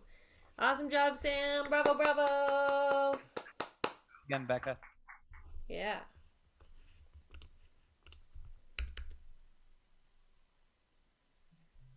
Who's next? Hey, I'm Ezra. Hey, Ezra. And what's your song called? It's called Something Cool. It's about like dying of drugs. All that stuff. Sorry, I'm gonna mute myself. Say the name of the song again. I said it's called Something Cool, and it's about like dying of drugs, fun stuff like that, you know. Okay, I thought that was all the title, and I was like, whoa, this is a long title. Okay, Something Cool. Be better, but Yeah. Taylor's feeling sad. She sings on the radio. 120 something beats per minute or so. We're going. Oh, what is this lyric? Oh no. We're in your car, speeding as we discuss the geographic features of your heart. It's pockmarked with valleys and scars, and there's no stars, just no bars, just the ceiling between us and the stars. And I wanna be there, and I hope you're there too. Playing the state fair, something else real cool. But some people never make it. Maybe we're not meant to break through. Well, when you get famous, you get on drugs and die anyway, and that's not something I long to do.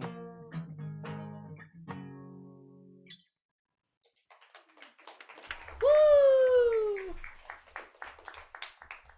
Woo, woo, woo! Awesome job, Ezra. Great voice, great vibes. It reminds me a little bit of like a more energized version of some of my favorite Elliott Smith stuff. Are you an Elliott Smith fan? Yeah. Awesome. Yeah, I love him too. My note for you would be, and I know that probably like 99.4% of this is the just what this experience is like being in a well lit room in front of your peers and performing for me on Zoom. But pace yourself. Breathe. Like maybe take a moment before you start and think about the tempo that you want to play in, because I thought this could have been slightly slower and maybe been more effective. Um, that was just my instinct, like just a hair slower. You could even at home you could practice with a metronome and find that money tempo and see how the song exists at different tempos and where it's supposed to be. But my instinct was to just lay back the slightest bit, and the way to know if you're finding that is to check in with the character, see what feels right to the character. Like, what is this guy or gal doing? Where are they? How are they feeling? Is it kind of laid back? Is it anxious and pushed forward? And you can go from there. And then one last thing, this was something that we were talking about a couple songs ago about following the natural emphasis of the words on the line, maybe we're not meant to break through. Maybe we're not, like when we speak this, maybe we're not meant, there's emphasis on not and meant. What if it was maybe we're not meant to break through instead of maybe we're not meant to break through? Do you know what I mean? Yeah. So messing around with that phrasing a little bit to make it feel more natural. Bravo, Ezra! Good job, good job, good job. Yeah. Really great. I love your voice. Love the vibe. Whoop whoop. Hi. Awesome. What's your name? My name is Aiden. This is a song called Silhouette. Aiden, the song is called Silhouettes. Oh, sweet. Thank you.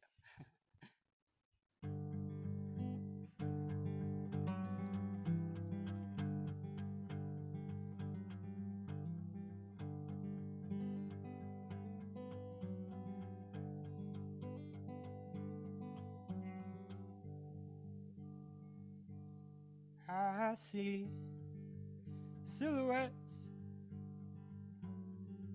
of skeletons pacing your closet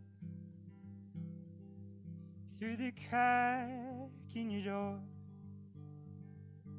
And I wonder how many forests you cut down last winter just to stay warm.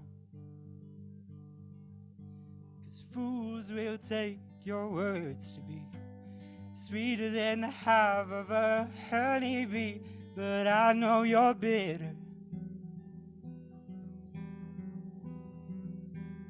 Yesterday you wore that sundress and wove flowers into your hair. I sunk right back into your ocean, and I'm not coming up for air.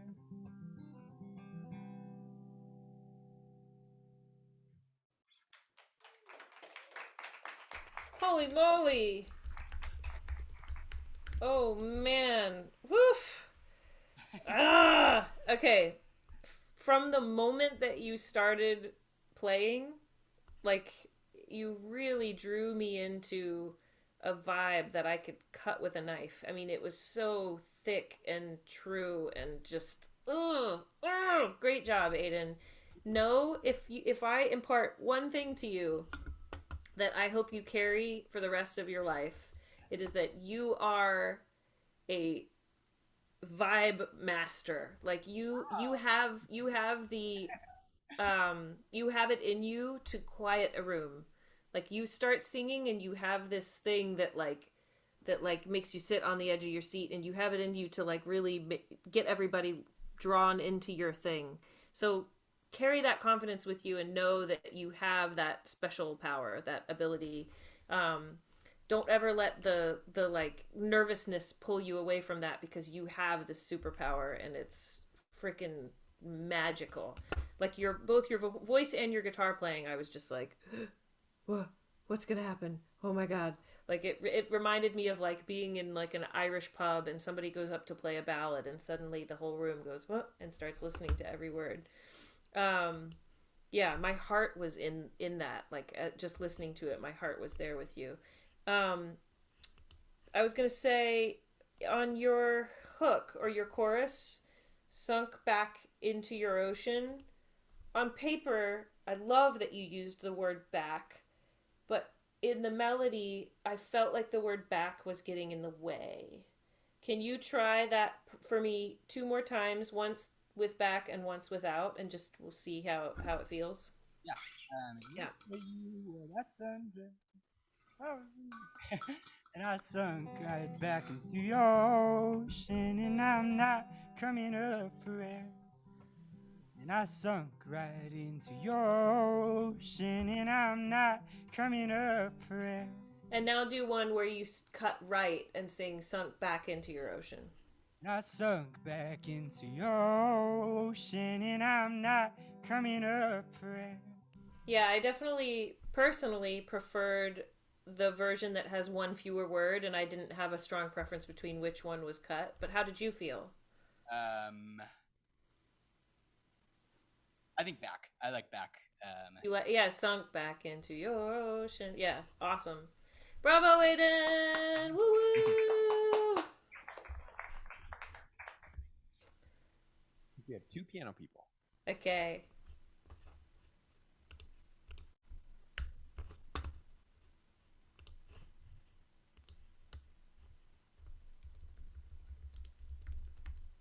Can you hear me through this? Yes. My name is Macy, and this is called Cerulean. Cerulean. Man, all these dope titles. Are you reaching for the volume button? It's an acoustic piano.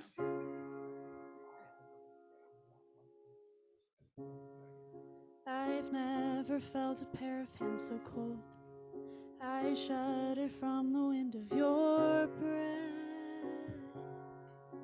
on me.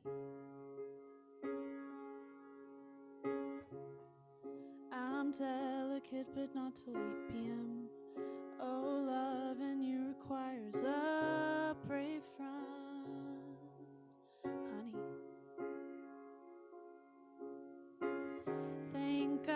Thank God you see me, 'cause this is better than being alone. At least that's what I'm convinced of every time you say you're mine.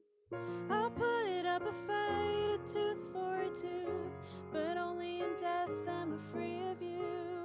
Shift my eyes, drift away from the words that you say, and I see sky blue, cerulean.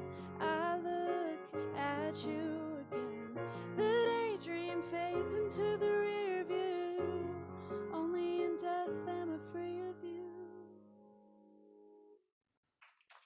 Wow. Wow. Oh man, Macy, so beautiful.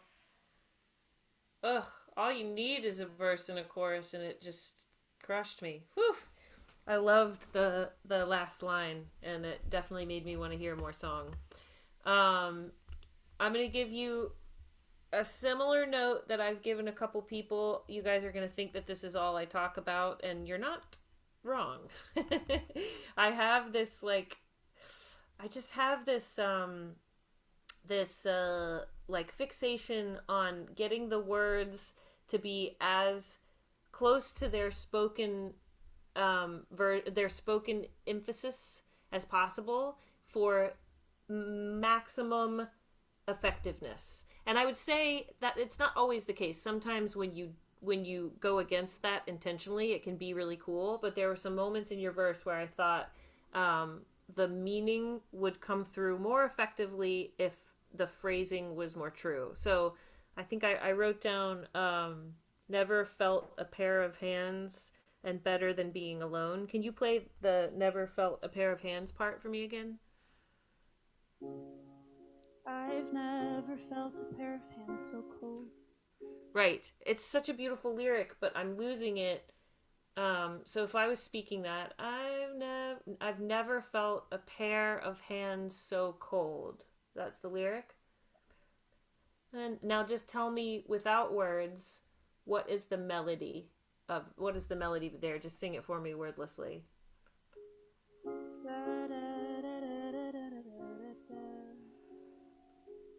Yeah. Okay. So I see. So the melody is super quick. So that's what's cutting the words. What if you make the da da da da da? What if you make the rhythm da da da da da, and then you back phrase just a tiny bit. So it's I've never felt a pair of hands so cold, and it goes beyond the bar line just a little bit. I've never felt a pair of hands so cold. Ooh, I feel that. Yeah, and make sure you don't lose hands, because otherwise it might sound like pair of pants. And then what was better than being alone? Can I hear that line again? Thank God you see me, 'cause this is better than being alone. Yeah, again, I'm like losing it, like it loses my focus. So always come back to, when in doubt, come back to speaking it. What's the first? Thank God you see me, and then what's the beginning of the next line? Because this is better than being alone. Because this is, and that's like money right there. That's such a strong line. Because this is better than being alone. So the rhythm there, be, own. So this is better than being alone. Give it more time. Even if it means going past the bar line. Try one more time. Thank God you see me, 'cause this is better than being alone. Ooh, I don't even remember what the old one was, but that was great. That felt great. I know it probably felt super similar to you, but whatever that was, I could hear every word and I felt it. Does that make sense? Yeah. Thank you. Okay. Bravo, Macy. Thank you. And this goes without saying to all of you, the stuff that I'm telling you, you can use for the next song. You don't have to go in and change this song. If it's already done, it's already done. Like, forget that I even said any of it for this song and just use it as a tool for other songs, Take it or leave it, I say. So Becca, I think that I didn't count somebody online who wants to perform that's part of this class, and then we have one more person. All right, let's go. Wanted to play too, so if we can get to both, that'd be amazing. But I know anytime you just let us know. So. Okay. I'm just gonna put a little ear. You're there online and you want to play. Go ahead. Next. Everybody okay and having fun? Okay, 2 more songs. All right. Okay. She's okay.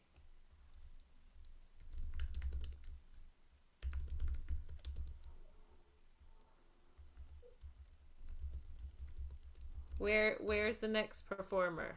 Ali, are you there online? Okay. I am here. Can you hear me? I can hear you. There we go. Let me turn on my video. Hi. Hi. I'm Hallie. And I'm gonna start a little bit mid-song, just cause has a longer intro. But this is The Dugout. Awesome.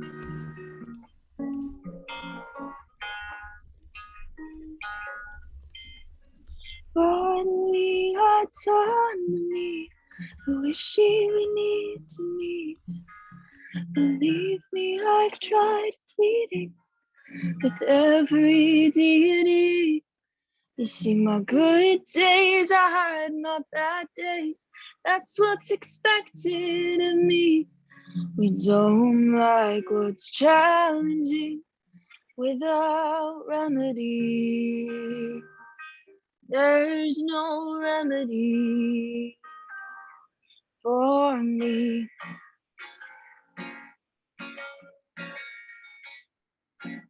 And I said my goodbyes to find I still had a life, and it's a blessing that comes with a price. And now I'm terrified because I just wrote a line about fate and time. Time moves much quicker when budgeting your speed. The days seem longer when it's all you can do to breathe. You say you're so accommodating, but how can I hold my head high when I'm in the dugout and the mud's up to my eyes?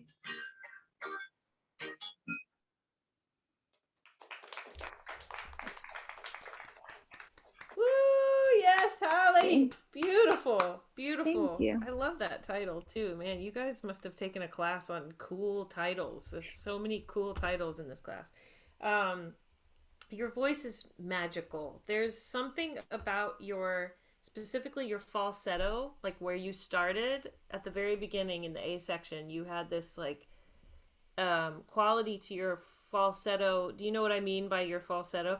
That like had me on the edge of my seat. And I was thinking that because there are sort of these two different characters to the A section and the B, or the pre and the chorus, I thought you could play with that a little bit more and like linger in the falsetto in the A section more, and then you switch to this chesty dynamic, so you're almost like saving it just a little bit longer. Okay. Could be really cool. And then one other thing to think about, and I don't know if this was a Zoom thing, it totally could have been a Zoom thing, because sometimes this happens, but think about tempo.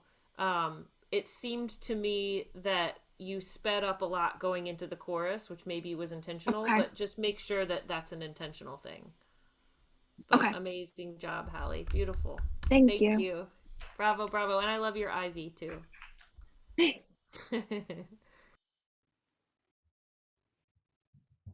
we have one last performer. This is Verena. Awesome. VERD. Is there a D in there? No, VERENA. Verena. Yeah. And what's your song called? My song is called If You Don't Come Back. Okay. Thank you so much for your time, Becca. Oh yeah, my pleasure. In a sea full of thoughts, feels like I have all the answers. We love each other and that's that. Do you remember Jefferson Park? I sang you a song and you closed your eyes. You wrote me my very first poem. I wrote you my first happy love song. Life brought us together, and it can tear us apart. You wanna go and see the world, well that's okay, 'cause you taught me how to love. And if you don't come back, I will save all our time, knowing that you'll always be the love of my life. If you don't come back, hope one day you remember what we meant to each other and smile.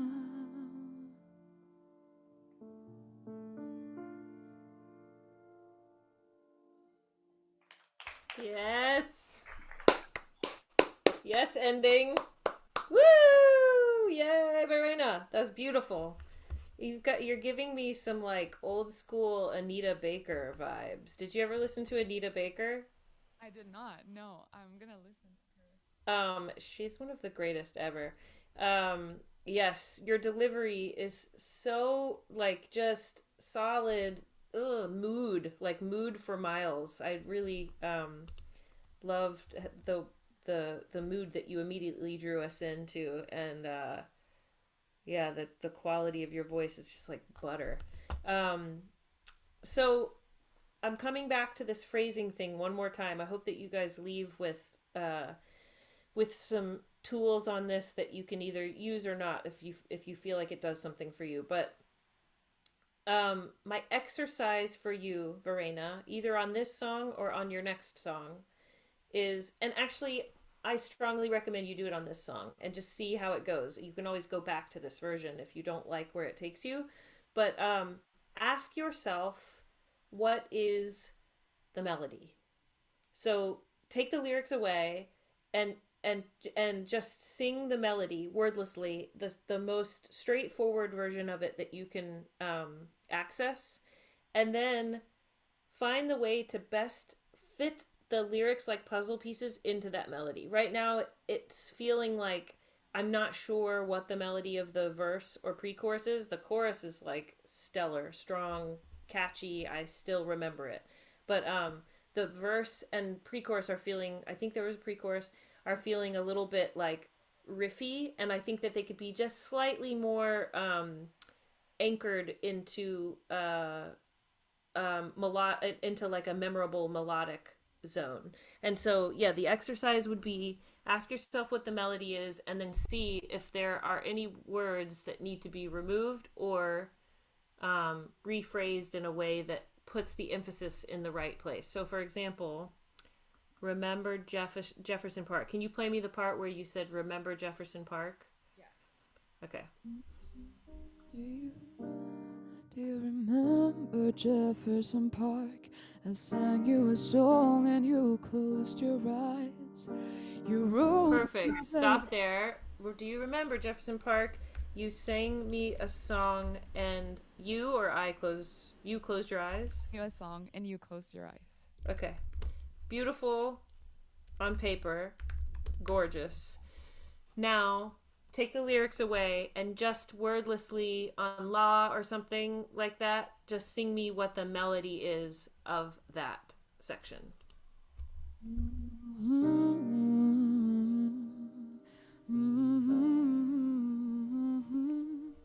Ooh, interesting. So that melody was shorter without the words. And it was more melodic. So now how do we, like, this is just an exercise. Remember, you can always go back to the older version. It's beautiful the way that it is. But I'm just trying to think here.